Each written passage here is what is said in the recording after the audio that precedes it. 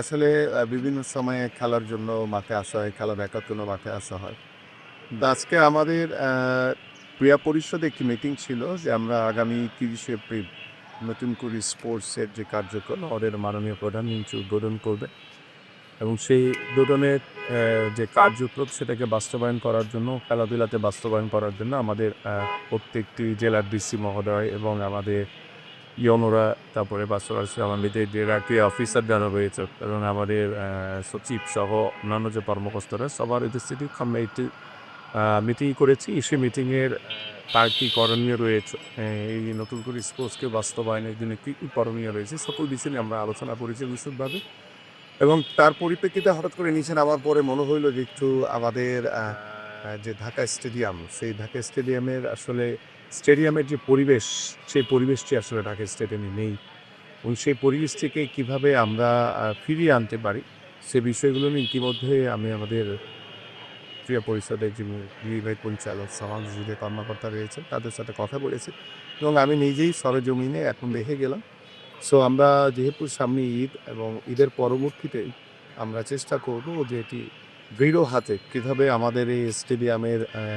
যে যারা দোকান বরাদ্দ নিয়েছে এবং তাদের সাথে আমাদের যে নীতিমালা রয়েছে সেই নীতিমালা অনুযায়ী আমাদের কার্যক্রম পরিচালিত হচ্ছে কিনা, পাশাপাশি আমাদের এই স্টেডিয়ামের পরিবেশকে একটি ভালো মানের, যেহেতু এটি জাতীয় স্টেডিয়াম, এখানে ইন্টারন্যাশনাল খেলাধুলা হয় এবং সেই পরিবেশটি আসলে স্টেডিয়াম বান্ধব না। তো সেটিকে আমরা মাথায় রেখে পরবর্তীতে আমরা দেখছি এবং পাশাপাশি আমাদের রোলার স্কেটিংয়ের একটি গ্রাউন্ড আমরা দেখলাম। আমার কাছে মনে হয় যে আসলে বাংলাদেশের প্রেক্ষাপটে রোলার স্কেটিং এটি আসলে বাংলাদেশের সাথে এই মুহূর্তে কোনো উপযোগ্য, মানে আমাদের আসলে কোনো খেলাধুলার সেই পারফর্ম করার সেই সুযোগ সুবিধা আসলে নেই বাস্তবিকতা। সো এটিকে যেহেতু বিগত সময়ে আমি শুনেছি যে জোর করে তারা আদায় করে এটিকে একটি স্থাপনা তৈরি করেছি। বাট এটিকে আমরা কিভাবে আন্তর্জাতিকভাবে আমাদের যেহেতু ইনডোর সুবিধা সম্পন্ন স্পোর্টস ভিলেজ থেকে শুরু করে অনেক সুযোগ সুবিধা আমরা নিয়ে কাজ করার চেষ্টা করছি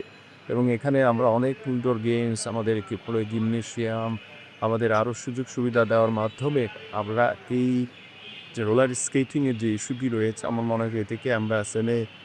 বাদ দিয়ে আমরা নতুনভাবে কিছু চিন্তা করছি এবং এটা আমরা পরবর্তীতে আমাদের যে পর্যবেক্ষক টিম রয়েছে তাদের মাধ্যমে আমরা পর্যবেক্ষণ করার পরে আমরা এসে দেখি একটু পরে সেটি নিয়ে আলোচনা করব। পাশাপাশি আমাদের জানেন যে একটি সুইমিং পুলের যে অবস্থা রয়েছে সেখানে আসলে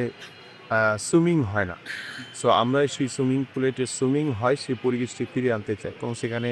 আমাদের যদি উপরে কোনো শেড দেওয়ার প্রয়োজন হয়, ইতিমধ্যে আমি আমার নির্বাহী পরিচালককে বলেছি টোটালটি একটি প্ল্যানিংয়ের আকারে নিয়ে আসে আমরা যাতে ঈদের পরে নিজের পর্যবেক্ষণ বা পর্যালোচনা করে আমরা যাতে এই কার্যক্রমগুলো একটি একটি করে আসলে যাতে হাত দিয়ে আমরা যাতে দৃশ্যমান কাজগুলো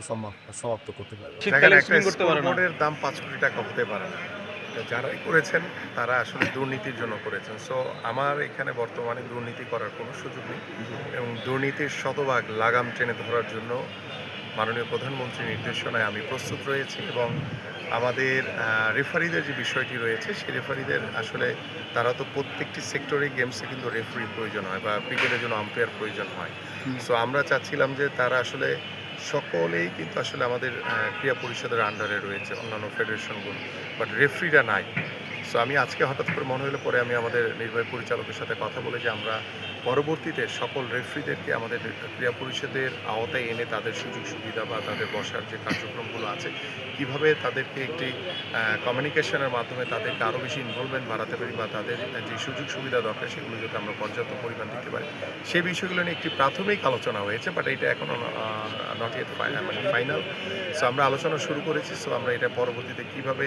রেফারিদের সাথেও বসতে হবে, আমাদের ক্রীড়া পরিষদের যে আমাদের নীতিমালা রয়েছে সব কিছু বসে কিছু জায়গা হয়তো পরিবর্তন করতে হবে আমাদের নীতিমালা, সেগুলো পরিবর্তন করে আমরা চাই যে রেফারিরাও আমাদের একটি অংশ,